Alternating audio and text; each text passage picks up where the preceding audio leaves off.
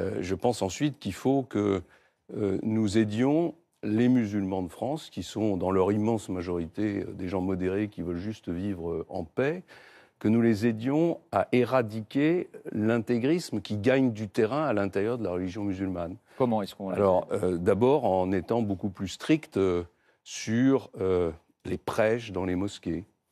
Quand ces prêches sont à l'évidence des prêches qui sont contraires aux valeurs de la République, on ne peut plus le tolérer. Vous avez vu qu'il y a une mosquée qui a encore été fermée récemment. J'ai vu, et c'est bien, mais ce n'est pas suffisant. Il y a beaucoup de travail à faire dans ce domaine. Ensuite, il faut une transparence absolue du financement du culte musulman.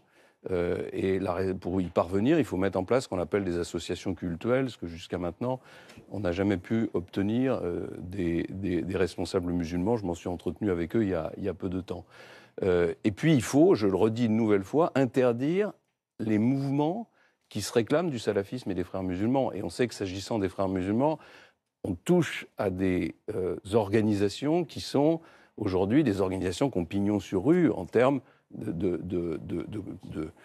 comment dirais-je, de conduite de la communauté musulmane. Pensez à l'UOIF. Je pense à l'UOIF. Je ne dis pas que l'UOIF est, comment dirais-je, adhère aux thèses des frères musulmans, mais enfin, la discussion doit avoir lieu, la question doit être posée. Pourquoi ?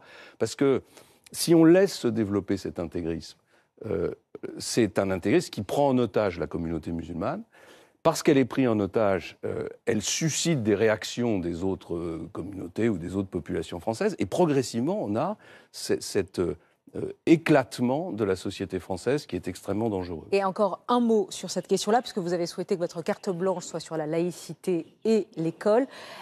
Vous n'êtes pas favorable à l'interdiction du voile à l'université, ni à l'interdiction des signes religieux dans la rue, dans l'espace public. Non, pour deux raisons. D'abord parce que je ne veux pas qu'on pénalise les autres religions au motif qu'il y a un problème d'intégrisme minoritaire, d'ailleurs, au sein de la religion musulmane. Puis la deuxième chose que je veux dire, c'est que le voile, c'est un symbole, c'est une conséquence.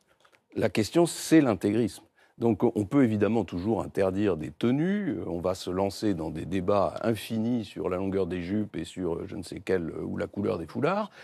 Et on ne réglera rien du tout, puisque la question, c'est pas celle-là. La question, c'est pourquoi ces femmes se voilent. Pourquoi il y a 20 ans, elles ne se voilaient pas, et pourquoi aujourd'hui, elles se voilent. Elles se voilent parce qu'il y a la montée, une pression intégriste très puissante au sein de cette communauté musulmane. Bien.